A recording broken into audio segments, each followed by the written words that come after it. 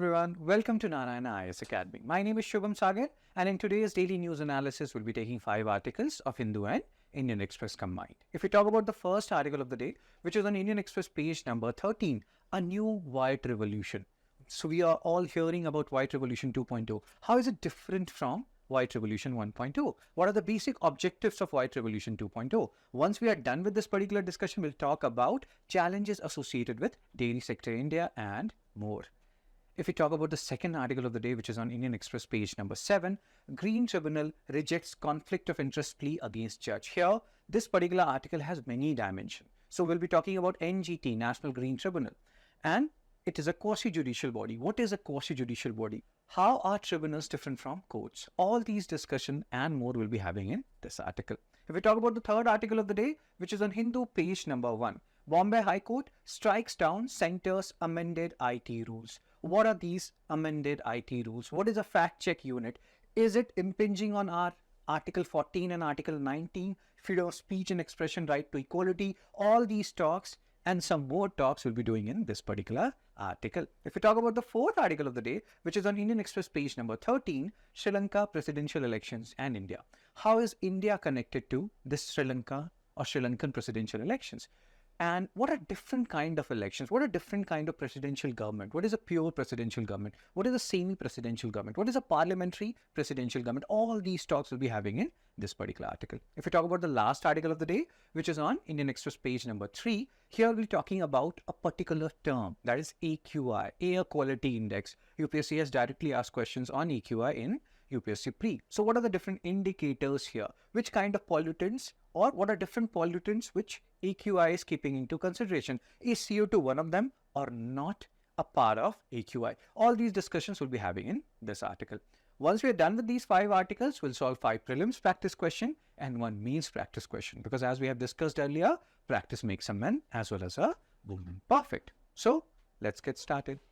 If we talk about the first article of the day, a new white revolution. So we are all hearing about White Revolution 2.0. What is White Revolution 2.0? What are the basic objectives associated with White Revolution 2.0?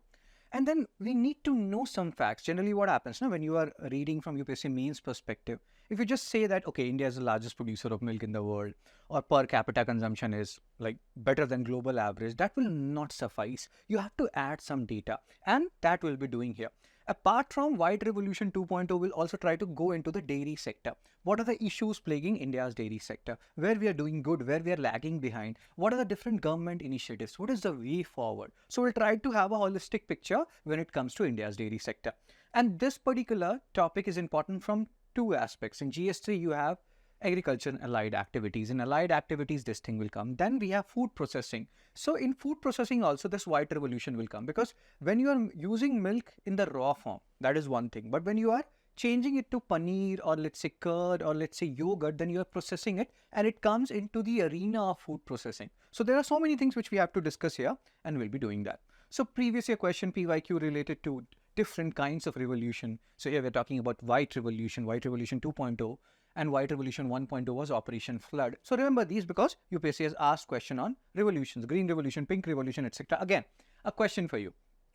And we do that, and I'm very happy that there's one specific student who answered a lot of questions of mine. And when you're seeing the answer of that particular student, maybe your knowledge is also increasing. So what is Green Revolution? What is Pink Revolution? What are they associated with? If you know it, you can post it in the comment section. Now let's come back to this particular article. Union Home and Cooperation Minister Amit Shah, he announced White Revolution 2.0. There are 3 major objectives. Some people will say 4, but 3 major objectives of White Revolution 2.0. And again, there are certain facts and figures that India's dairy sector is providing employment to more than 8.5 crore people, most of whom are women. So when you are empowering, or when you are doing something for milk sector per se, in a way you are doing something for women empowerment as well, because many women, like out of 8.5 crore, more than 50% are women only. So the focus is on expanding dairy cooperative coverage. See, understand one thing. So this particular portion, this particular topic is associated with food processing also. Earlier we had a food processing minister. Her name was Harsimrat Kaur Badal. She used to say that India is one of the largest producer of fruits, vegetable, and other types of foods in the world. But the problem lies in storage. The problem lies in preservation. The problem lies in lack of cold storage. So even the milk thing is not immune to it. So many like milk we are producing, or so much milk we are producing, because again, countable and uncountable nouns are involved here. But there is wastage. And to prevent wastage of any order to happen, we have cooperatives. The more milk or formal or informal structure involved here, and the more cooperatives comes into picture, the more, or what do you say, the wastage you will be seeing will be on a lesser scale. Hope I'm making some sense. Once we are done with this article, everything will be crystal clear to you. So 3 major objective of White Revolution 2.0, that will be clearer. Like that whole thing will be getting cleared once we're done with this article. So daily cooperatives currently procure 660 lakh kg of milk per day. You don't need to remember this fact, but via this fact, we'll be remembering something else.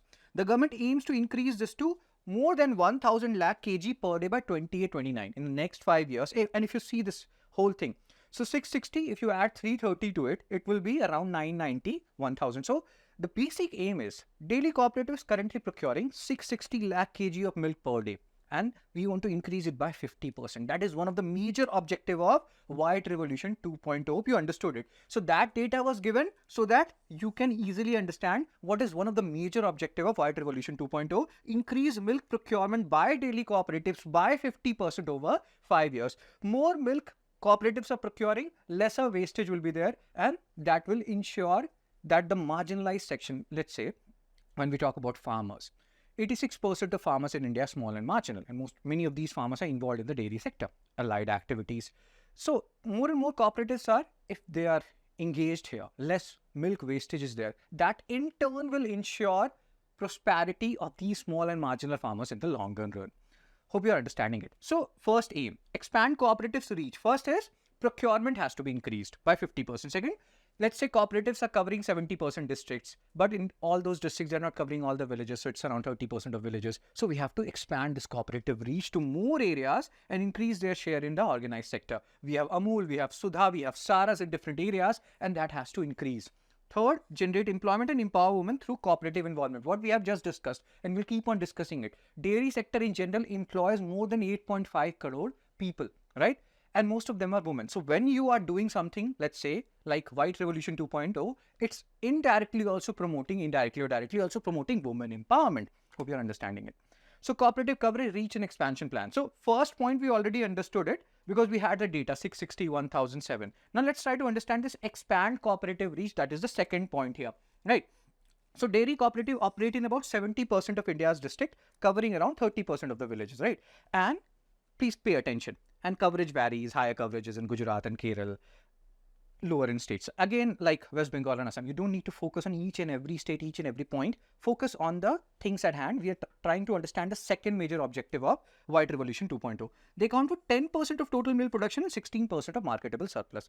Revolution 2.0 plans to establish 56,000 new dairy cooperative societies in those areas which has not been earlier covered. So let's again have a look. We already have 46,000 dairy cooperative societies, and we want to add 56,000 more in those areas where cooperative societies have not reached, and that will again ensure lesser wastage of milk in the long run and prosperity of small and marginal farmers in the longer run. Focus states for new DCS includes UP, Odisha, Rajasthan and Andhra Pradesh. Also remember, if somebody asks you, India is the largest producer of milk in the world, which states in India are leading in that department? UP, Rajasthan. But still, a lot needs to be done in these areas because there is enormous wastage also. Now, there are some facts and figures. These facts and figures we have to add to our answer to make our answer better.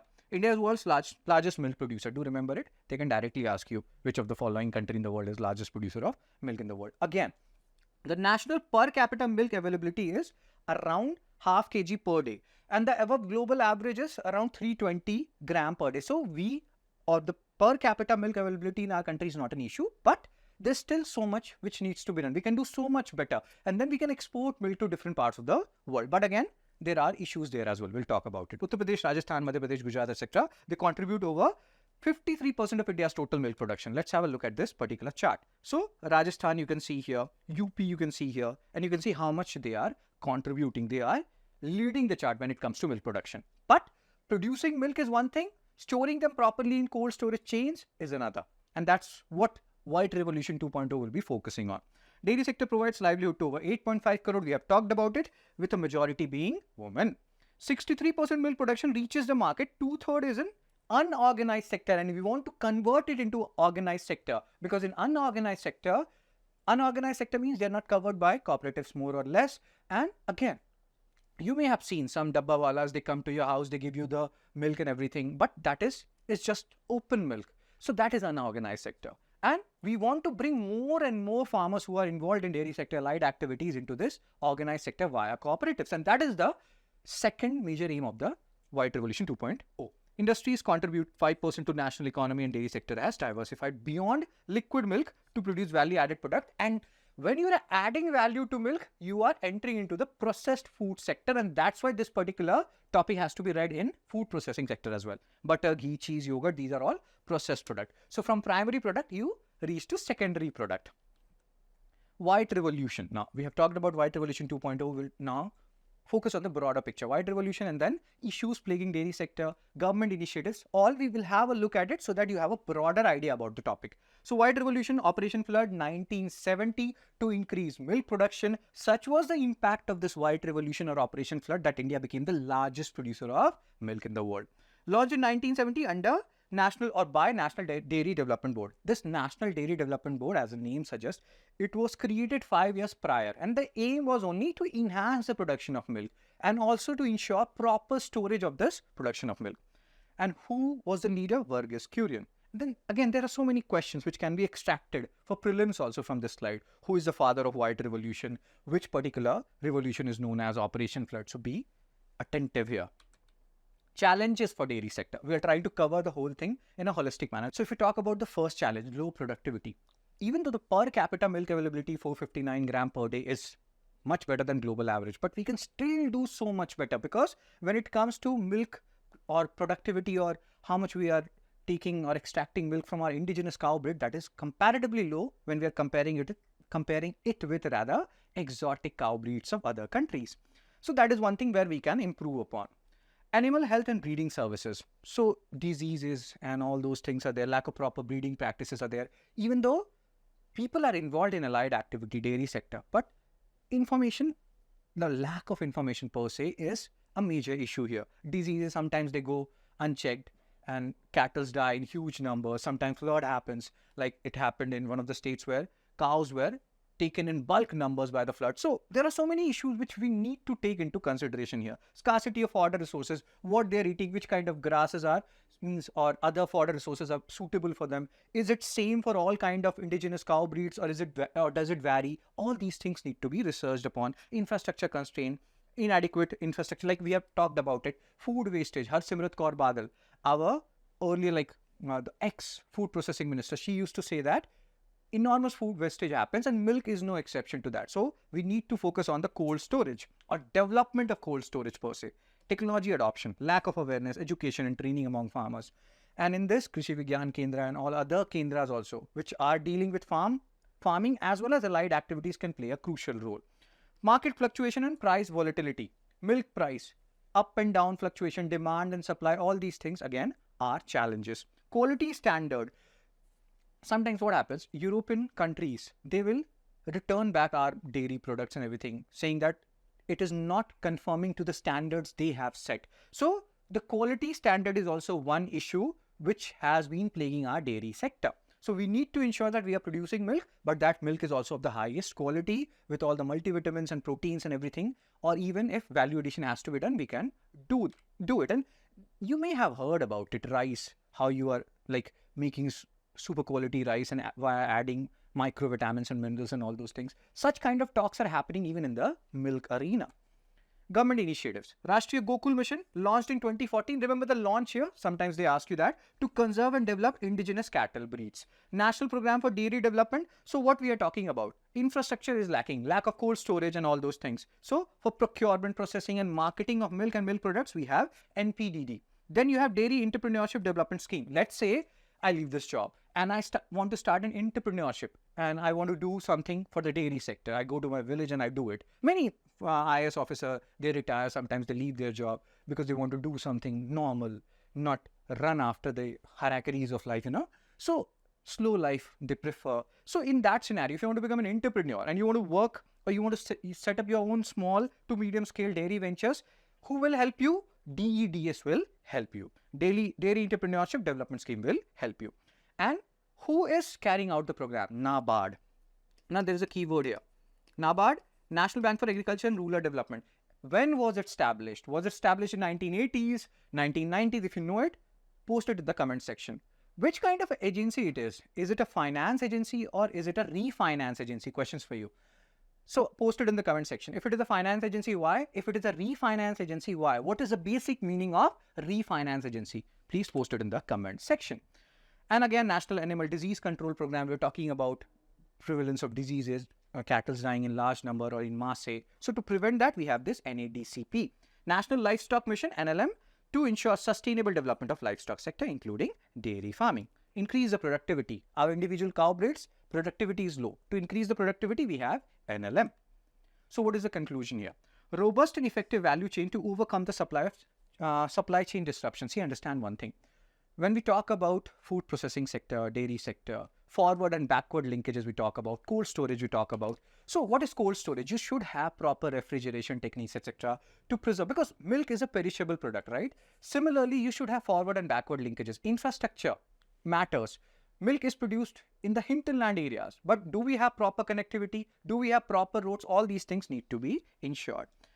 By implementing strategies in a coordinated manner, it's possible to reduce the cost of milk production in India while improving the livelihood of dairy farmers. And that is what White Revolution is striving to do. If we talk about the second article of the day, Green Tribunal rejects conflict of interest plea against judge. See, understand this.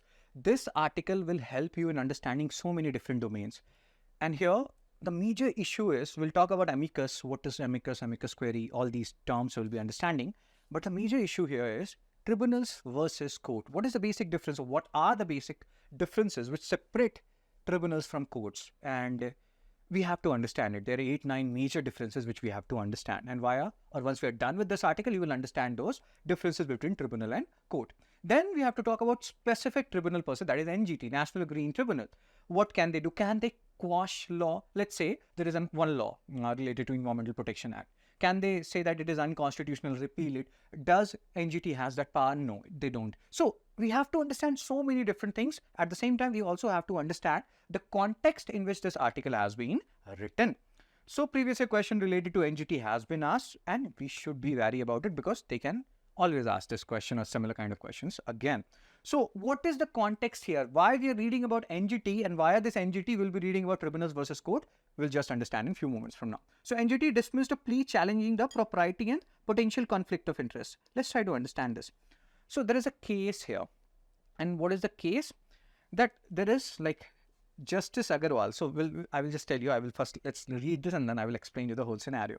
So potential conflict of interest involving its judicial member, Justice Sudhir Agarwal. The names are not important. Via this name, you'll be understanding the whole case. The plea raised concern over Justice Agarwal hearing cases in which his son, Gaurav Agarwal, was appointed as amicus by the tribunal. Let's understand. So there is one Justice Agarwal here. His son is acting as an amicus. Amicus, who is amicus and amicus query? He is basically a friend of the court. He will give you a neutral perspective on a particular case rather. Maybe the judge is not knowing so much. We cannot know everything in entirety, right? So the person who will be helping judge to come at a decision and who will be neutral, belonging to a neutral party, that will be amicus. But here what is happening, you can understand. The judge is one person. His son is acting as an amicus. So there is a chance that his son can intentionally pressurize is not the right word here, but he can influence his father to deliver verdict one way or the other. And that's what the whole case is all about, that the judge should not be hearing those cases where his son is acting as an amicus. Now, the term is amicus. What is amicus? And then we'll try to go into the bigger picture, that is, what is the difference or what are the differences which are separating tribunals from court. So amicus refers to amicus query, which is a Latin term meaning friend of the court. Please understand this. An amicus query is an individual or organization. It can be one person, it can be a group of people that is not a party to a legal case, but is invited or allowed to offer information, expertise or insight that has a bearing on the issues in the case. So this person or group of people acts to assist the court in making a more informed decision, because again, court is comprising of judges, and judges are, it's not like they know everything. They know a lot of things and a lot of information they have about different domains, but they don't know everything about everything, right? So the person will be helping him or helping these judges to arrive at a correct decision based on certain data set, those persons are amicus. And they assist the court in making a more informed decision without being directly involved in the litigation. They are supposed to be neutral, but this whole issue, hope you are understanding. Judge is the father, amicus is the son. So there is some amount of involvement. How much neutral people are here? That is the question because of which we are reading this particular article. So now, let's talk about NGT first, and then we'll try to understand the bigger picture, difference between tribunals and courts. So NGT established under NGT Act 2010. Please understand this. When we talk about tribunals and courts, courts are generally constitutional body established, and the provisions are there in constitution. Generally, these tribunals are created by statute, created by law. So NGT is created by NGT Act 2010. And what is the issue here? There are so much pendency, so many cases are there in courts, like more than 4.5 crore cases according to economic survey. So that's why these tribunals have been created, to deal with specific areas, to dispose these cases in a expedited manner, because as they say, justice delayed is justice denied. But sometimes people also say justice hurried is justice buried. So again, a delicate balance needs to be maintained. So main objective of NGT is to ensure the enforcement of environmental laws and provide a specialized forum to handle cases related to environmental protection. And they are seeing like different cases under Water Act 1974 now here. This particular slide will become important from both pre as well as mains perspective. Mains perspective, they're telling you about NGT. If some question comes on NGT, their provisions, they like questions have been asked about Finance Commission, their provisions. So be ready for NGT also, because they have asked questions on different acts and NGT is important. But here, other things are also important. Sometimes in prelims also, they will give you Water Act, Air Act, Environmental Protection Act, Diversity Act, arrange them in chronological sequence. So hope you're understanding which was passed first, Water Act, and then Air Act, then Environmental Protection Act, and then Biological Diversity Act. Again, a question for you. If you know it, you can post it in the comment section. Wildlife Protection Act, when was it passed? If you know it, post it in the comment section. And then arrange them chronologically. Water Act, Air Act, Environmental Protection Act, Biological Diversity Act. Where will you put WPA, Wildlife Protection Act? NGT has same power as civil court under Code of Civil Procedure, and it can summon individuals, require protection, but they can do a lot of things which you can read here. I'm not reading each line by line things to you. You can read it yourself. Understand this. They cannot repeal a law. If let's say they find some provision of Air Act 1981 like repugnant or not useful or unconstitutional, they cannot repeal this law. This repeal of law is the prerogative of courts. Again, this is important. We should be knowing about it. Most of the people don't know about it.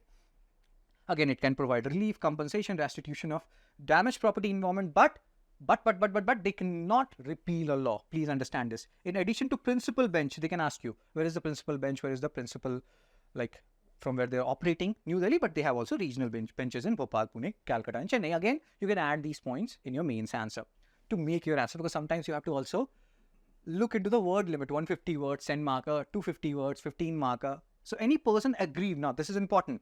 So generally what happens in courts, let's try to distinguish between this tribunals and courts. In courts, what happens? There is a hierarchy, subordinate court, then district court, then high court, then Supreme Court. That's how you go if you have to appeal against a verdict. In NGT or in tribunals, there is no such strict hierarchy. It is written in the statute. Like here in NGT, if you are not satisfied with the decision of NGT, you will not go to any high court. You can appeal to Supreme Court within 90 days. So it's not a fixed set of hierarchy as you see it in courts. Hope you understood one major difference between tribunals and courts. Now, let's try to understand 8 or 9 major differences between tribunals and courts. I will not be reading each and every word, but I'll be telling you the basic gist of what are the basic differences right here rather. So purpose and function, courts are part of traditional justice system and they are mentioned in the constitution, but tribunals are quasi-judicial body. Please understand this word. Quasi-judicial bodies are that is explicitly mentioned in your GS2 syllabus. Quasi-judicial body means they are similar to judicial bodies like Supreme Court, High Court, but they're not exactly like it. And we have seen so many major differences. Like this judicial bodies, constitutional bodies mentioned in constitution, they are created majorly by statute or acts.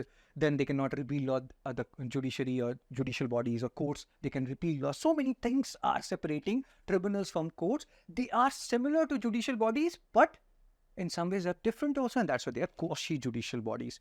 Dealing with specific types of cases. The domain of cases are much broader when it comes to court. So established under Constitution of India, we have discussed this. Tribunals created by a specific statute, and again, let's revise. In the beginning, we have discussed NGTs created by an act. What was that act? If you remember it, when was it passed? Please post it in the comment section. And NGT is not the only act. You have Central Administrative Tribunal, Income Tax Appellate Tribunal. As you can understand here, or as you can see here, they are dealing with specific cases. And that is the important thing. Jurisdiction, broader jurisdiction, courts, tribunals, limited and specialized jurisdiction, dealing with specific areas, cannot even repeal a law. How many times we have discussed this or said this? Procedure, follow formal and comprehensive procedure. The language also which they use in courts, this is just for your information, is very formal in courts. My lord and all those things, although Rajasthan High Court has said that we shouldn't be using the word my lord in courts. But tribunals are much more informal. You talk informally, you discuss things. There's one major issue with tribunals also.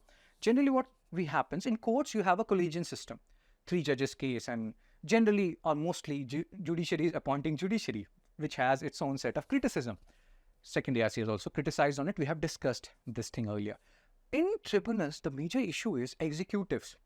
They are appointing people to the tribunals. And who is the biggest litigant in our country? Government itself. So there are many people who say that government itself is the biggest litigant. Government is itself appointing people to the tribunals.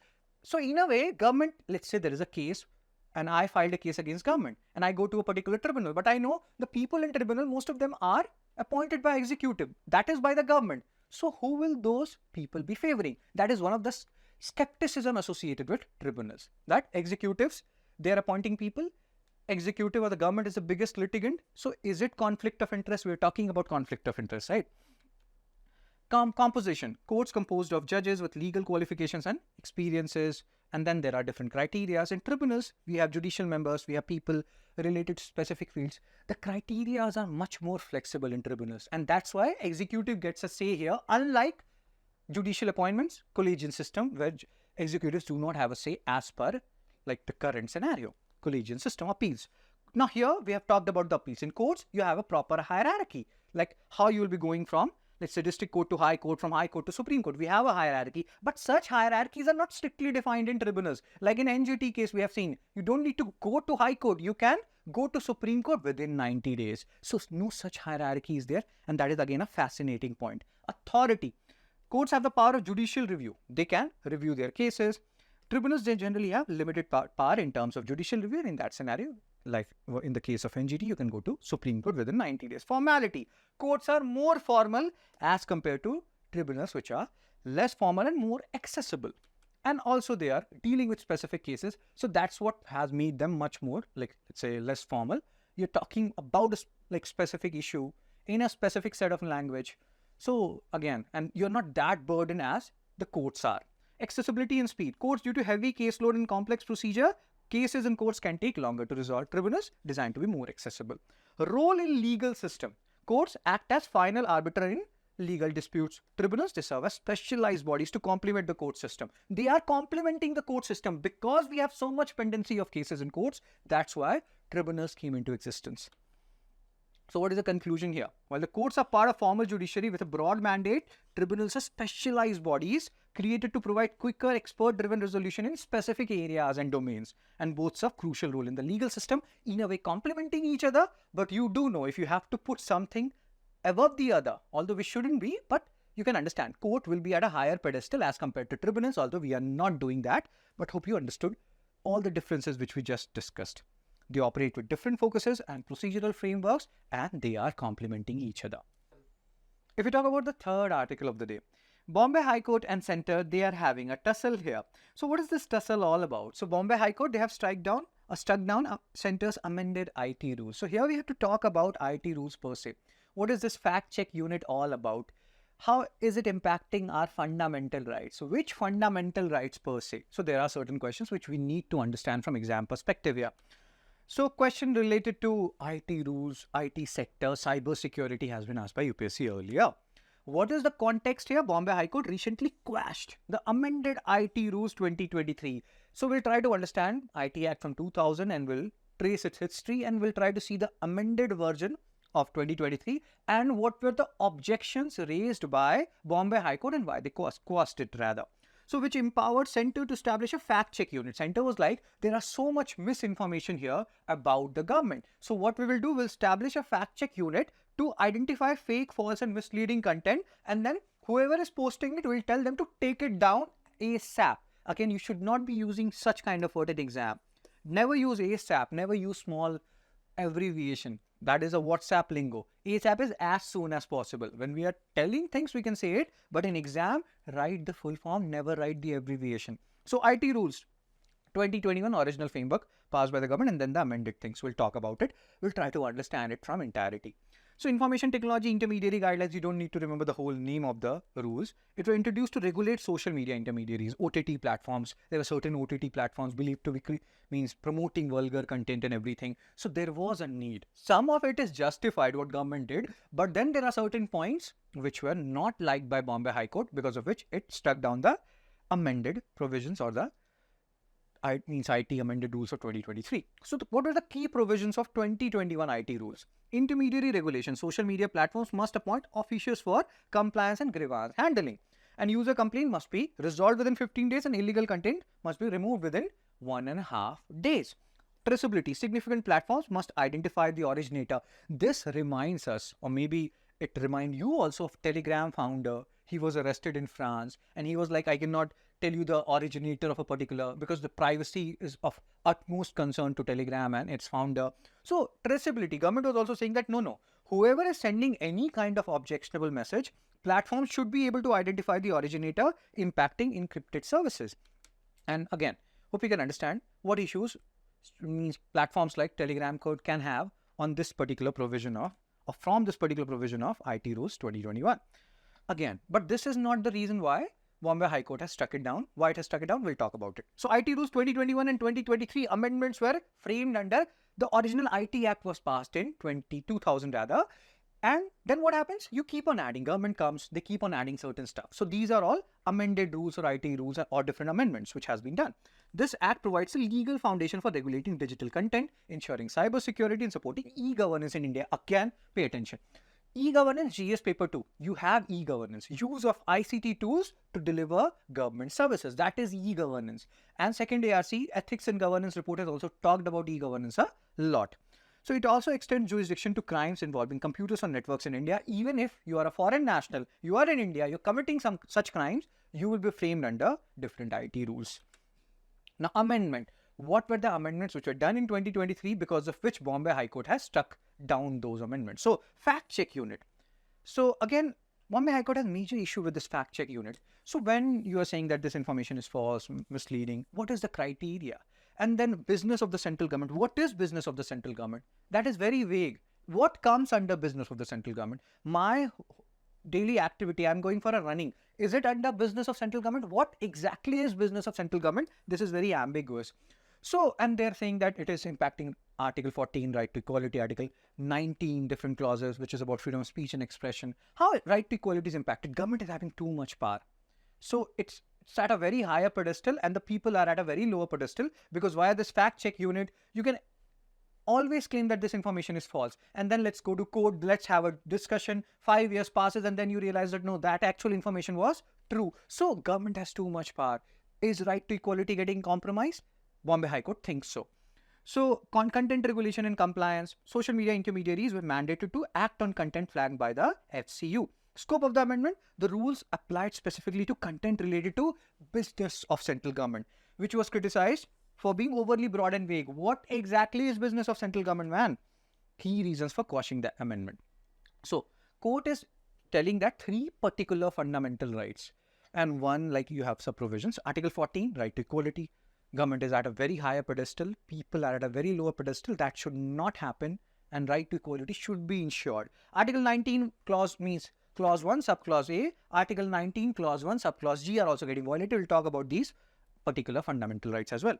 By imposing vague and arbitrary restriction, business of central government. What exactly is business of central government? Right to equality. Equality before law, equal protection of law to all individuals within the territory of India. Prohibits discrimination on arbitrary grounds. And again here, Bombay High Court is like, all these are fake content and everything which you are saying, and you are not defining what is business of central government. In a way, you are discriminating on arbitrary grounds. That is one of the points raised by Bombay High Court. Article 19, clause 1, subclause A, freedom of speech and expression. People will be terrified before saying anything, especially journalists who are anyway very terrified like in any country which is democratic. We're not talking about India per se. So freedom of speech and expression is also getting compromised to a certain extent. Article 19, Clause 1, Subclause G, right to practice any profession. When you are having fact check unit and you are checking every fact, you are going into the micro details, you're doing micromanagement, what will happen? Will people take journalism? Will journalists go and do something else? So this article provides the right to practice any profession, and Bombay High Court was saying that this whole provision, amended rules of 2023, is impacting a right to practice any provision or profession as well. And this particular article ensures that citizens can pursue their livelihood without unreasonable restrictions from the state per se. Key reasons again, weakness and overreach. What is like fake, false and misleading? What is fake according to you may be true according to me. What is false according to you may be true. It's not like sun rises in the east and it's a universal truth. Informations can be framed in different manners. And again, chilling effect. The rules create a chilling effect. People will think even if I'm saying something correct, I have to think twice, thrice or more than that, because I don't know what fact check unit will take to be true or false, or So chilling impact on free speech, where individuals and platforms might self-censor to avoid potential penalties or loss of protection. If we talk about the fourth article of the day, all about Sri Lanka presidential election, it has been in news, and there are different kinds of presidential system in the world. We'll have a look at that. Why India is so interested in Sri Lanka's presidential election? That is also a question to ponder upon, and we'll try to understand this as well. So previous year questions related to election of president in India, they have, like UPSC has asked it. So we should be knowing about the provisions. And here we'll be focusing upon like what is a pure presidential system, what is semi-presidential system, what is parliamentary presidential system if you have read it earlier, or let's say you know something about it. So this will be a revision of sort for you. And then the next important part of this article is why India is so like watching it so closely. What is in it for India here in this particular Sri Lankan presidential election? It's like Sri Lanka is in our neighborhood, right? So stability or instability of Sri Lanka would impact India for the better or worse. So Sri Lanka is holding its first presidential election since the 2022 protest that outs the Rajapaksa family amid a severe economic crisis. So again, economy is always at the fulcrum of things which are happening in more or less in the world. Economy, it is said that economy more or less determines quality of a particular country. The election outcome is crucial as it will shape the country's recovery efforts and regional alignment, who will come to power, and whether he will be pro-China or pro-India. So many things to think about, ponder about. India is watching closely due to its strategic interest and concerns over China's influence in Sri Lanka. So now let's first of all focus on different kind of presidential system. Where does India lie? Are we a pure presidential system, semi-presidential system, or parliamentary presidential system? Where does Sri Lanka lies? Which is an example of pure presidential system? US. Why? So we'll try to understand this. And here via this you will also understand a strict separation of power, fused separation of power, all these concepts.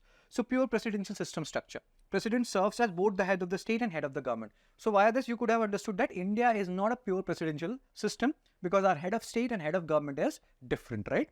President one, Prime Minister another. Election. President is elected directly. Again, in our country, President is always do a comparative analysis. President is elected indirectly in our country. The election is held for a fixed term and the president cannot be removed except for process like impeachment. Responsibility. Here, like in US, you have the system. Pure presidential system. President is both head of the state, head of the government, right? And he's elected every 4 years.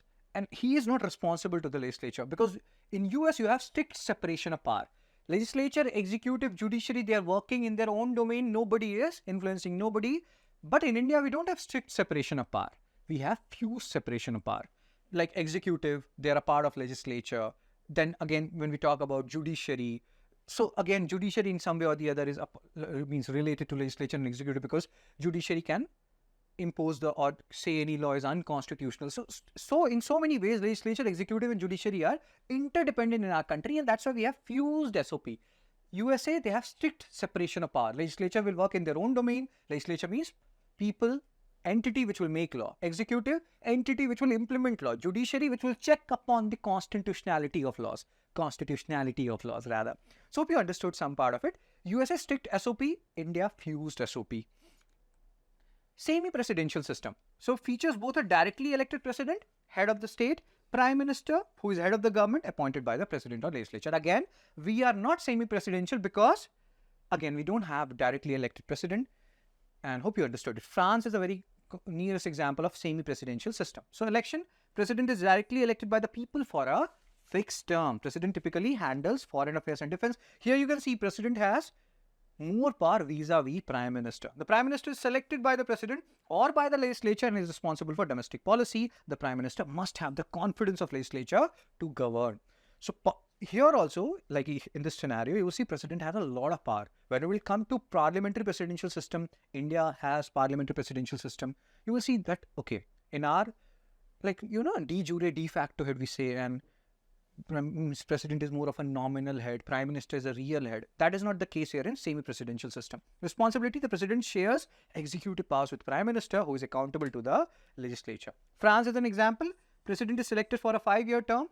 And again, you don't need to remember how many rounds is happening. If no count means like there are 2-round system. If in the first round, no candidate is winning, then the top 2 candidates, they will be fighting it in the second round. Prime minister is appointed by president, but must be approved by National Assembly, which is their legislature.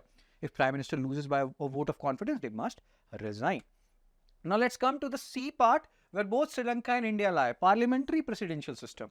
President is head of the state, prime minister is head of the government. More power we know prime minister has. He holds more executive power. Election may be elected directly or indirectly. Like in Sri Lanka, it will be happening directly, but in our case, it is indirectly. President usually has a fixed term. Prime minister is appointed by the president or elected by the legislature. The prime minister must have the confidence of parliament to govern. Example, Sri Lanka pre-2022. Why we are saying pre-2022? Because 2022 onwards, we are seeing so much protest and so much turmoil and everything is in limbo in Sri Lanka, more or less. So president was elected directly by the people for a 6-year term. Not happening in our country. Indirect election for president. And he had significant executive powers. The prime minister was appointed by the president and led the government but was accountable to the parliament. Now, the next set of questions. We understood some part of it. What is pure presidential, semi-presidential, parliamentary presidential? Now, the next set of questions is, why is India so interested? We have to be like, it's like they say, you can change your friends, but you cannot change your neighbor. Sri Lanka is our neighbor. We have to keep a constant vigil on what is happening in Sri Lanka, because more or less, if things or happenings in Sri Lanka will impact us for the better or worse. Geopolitical and strategic interest to counter China's growing influence in Sri Lanka, which could impact India's security and regional dominance in the Indian Ocean. Economic interest. You can understand China, string of pearls, trying to encircle India. And when they are trying to, you do read about string of pearls. If you know what is string of pearls, you can post it in the comment section. We need to be very wary about what is China doing in Sri Lanka. Hambantota port, all these things are of very strategic importance here, right? Economic interest. So many people have invested, so many Adani and different companies have invested in Sri Lanka. So we have to take care and we have to ensure that those investments are not going in vain. Means ethnic and political consideration. Tamil people are there. There is 13th Amendment, which made Tamil as one of the official language along with Sinhala. And then there were provincial councils which were created to give autonomy to Tamilians. So all these things have to be catered to, because in a state like Tamil Nadu, this is a very, very sensitive issue, Tamil issue. Regional stability, ensuring political stability in Sri Lanka is meant anywhere. If we talk about political stability in Nepal, Bangladesh, if they are politically stable, that will impact India in positive ways only, and political stability is very much needed. Maritime security, as we have talked about Hambantota port, directly, indirectly under the influence of China. So Sri Lanka's strategic location along key shipping routes makes it important for India. The maritime security also, we have to have a look at what are the different uses of different ports of Sri Lanka. Are they used for commercial purposes or for strategic purposes, military purposes? Everything will be impacting India's security, especially maritime security.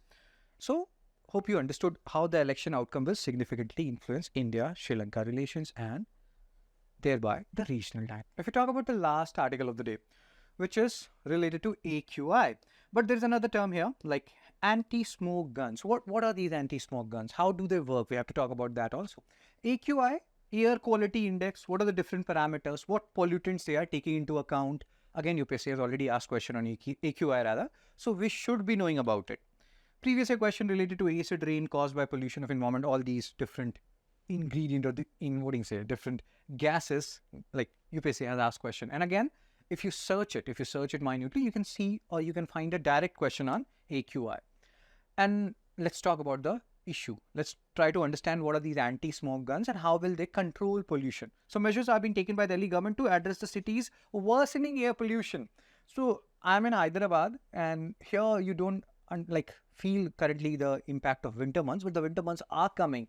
And the north people, they realize at first Delhi has like extreme cold winters, and in winters the air pollution impact like worsens. And then there are different phenomena like temperature inversion and all those things. So you can read geography and you can understand, like, warm air rises and then they spread in different regions. But cold air, it doesn't rise. It spread means stays in the same region. So let's say a particular air is polluted. It's cold air. It cannot go up, like conduction, convection, radiation, advection. You may have read about it. Again, a question for you. Differentiate between conduction, convection, advection, and radiation. If you know the difference between these four terms, conduction, convection, advection, and radiation, you can post it in the comment section. So again, cold air stay at a particular place for a longer period of time, unlike warm air, which rises and goes because they are lighter. And they keep on accumulating and air pollution increases. And that's why we see and we hear about air pollution more in the winter months than in the summer months. So how Delhi will curb or reduce the impact of air pollution? One way is anti-smoke guns on high-rise buildings. So first of all, let's try to understand what are anti-smoke guns. So I will just show you. They look something like this. And on high-story buildings, they can be installed. And what they will do, they will release water. What will happen when they are releasing water? Water will fall down to the ground. Along with water, the particles, the pollutants which are there in the air, they will also fall down to the ground, thereby reducing air pollution to a certain extent. Hope you understood some part of it. It is denser, it will come down to the ground rather than staying in the air for a longer period of time. So that is the basic function of anti-smoke guns. And preventive steps without waiting for AQI levels to worsen has been suggested. That includes staggered office timings. Staggered office timing means currently we have, let's say, 9:30 to 6:30 you have to stay in office, or 10 to 5 or 10 to 6. Staggered office timing is certain people will come at this point or this time, other people will come at this time. So that to avoid all these traffic and all the, because if people are coming at staggered times, you will not have traffic at one particular juncture. You will be having distributed traffics at different point of times, and maybe you won't have such jams and such pollutions and all those stuff. Hope you understood some part of it. Work from home option is always awesome. So yeah, let's talk about National Air Quality Index now. AQI, it will convey, like, it has parameters from 0 to 500. If it is near 0, it's good. If it is near 500, it's deadly. You will die. And there are, I'm not kidding here, there are different reports by Lancet or Health Journal that if you're living in an air pollution infested environment, there is a very high probability of you likely to die sooner. And again, I'm not saying it. You can read that particular publication's reports on how air quality or the lack of it can impact our health. So AQI is a number, 0 to 500, we'll talk about it. Air quality deteriorates with an increase in concentration of pollutants. And here, when we are talking about AQI, we'll also see what pollutants they are taking into account. AQI is calculated by CPCB, different SPCBs, and IITM and IMD. So this is just a factual information, keep it in mind. Now the more important part, what is the range 0 to 500? So many questions can be framed here, that 0 is good or 0 is bad, 500 is good. Understand this, the nearer you are to 0, the better air quality you have. The nearer you are to 500, the severe air quality you are witnessing. 8 major pollutants here. So first of all, now there is a very interesting question here. So particulate matter 1, carbon monoxide 2. Again, see here, there is no carbon dioxide. It is not a pollutant. It's a greenhouse gas, but it is not considered a pollutant inside AQI. A direct question based on this has been asked. Again, a question for you, if you can find out that direct question which has been asked by UPSC related to AQI, which also had carbon dioxide option. If you have eliminated that carbon dioxide option rather, you would have directly got the answer. So third is ozone, let's say. Fourth is NO2. Fifth is sulfur dioxide. Sixth is ammonia, and seventh is lead. But they have written 8 pollutants and we can only find 7. Look again, particulate matter, PM10, PM2.5. They are not 1, they are 2, and that's why we have 8 major pollutants. And you need to have, if you have calculating AQI, you need to have 3 pollutants data, and one of them has to be either PM10 or PM2.5. So these are some criteria. Just remember 8 pollutants, make a list of it, paste it somewhere. These 8 pollutants are important. Again, I'm reiterating it, UPSC has directly asked question on this. So now different air quality range, 0 to 50 is good, 51 to 100 satisfactory, 101 to 200 moderate air quality is worsening now. 201 to 300, now the quality is poor. 301 to 400, very poor. 401 to 500, severe range of AQI. Again, a question for you. Whichever city you are in right now, find out the AQI of your, whenever you are watching this video, find out the AQI of your city and post it in the comment section. And also write whether it is severe, whether it is very poor, what it is. That will help you in remembering the facts in a much faster manner. So we have done 5 articles. Now it's time for others, solving 5 prelims practice question and 1 mains practice question. And I will keep on saying it. Please post your marks in the comment section. Make it a habit. This is a good habit to have. Try to adopt as many good habits as possible and eliminate as many bad habits. Like, don't watch phone for too long. But yes, post your marks in the comment section. That is a good habit. First question in front of you. Pause me before I tell you the answer and everything. Like in Hindi we say maza kirkira ho jana, and I don't want to be the person who will do that for you. So which of the following statement are correct regarding NGT? So NGT has authority to hear cases. I can read it.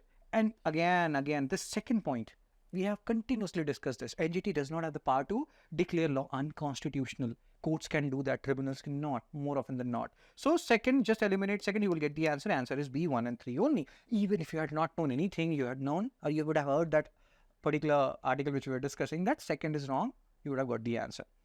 Question related to Information Technology Intermediary Guidelines and Digital Media Ethics Code Rules 2021. Read it. You may feel like, oh my God, this is so tough, but read it. Eliminate the extreme statements. Okay. So just read it, pause me, and pay attention. Which statement seems the most extreme to you? Come to D. IT Rules 2021 mandates that all digital content be approved by... Have you read it anywhere? All? They're just saying that, okay, proper grievance redressal has to be there, and if somebody is raising complaints, we should be looking into it. All these things have been discussed. Have you ever discussed that all digital content will be up? Can you understand, or can you think how much long will be taking to deliver all these content, and how much work will be increased of IT ministry and electronics ministry? So the answer here is D, because you're asking incorrect. This is also a tricky part. Third question, air quality index. 1, 2, 3 statement is in front of you. Try to see what they're asking. The higher the AQI level, the greater the level of air pollution. That is actually correct. So second is correct. Eliminate C. AQI is calculated by CPCB along with other people like SPCBs and other IMD, etc. So first is also correct. Eliminate B. CO2 is not, that is also we have discussed. A question UPSC PYQ has been framed on it, and I have given you as a homework that find that UPSC PYQ asked explicitly on AQI and posted in the comment section where they have given CO2 as one of the options. You eliminate that option, you get the answer. So the answer here is D. All the options are correct. White Revolution 2.0. Which of the following statements are correct? Aim is to increase milk procurement by 100%, no 100%, 50%, 660, 1007. We have seen the data. Eliminate AC.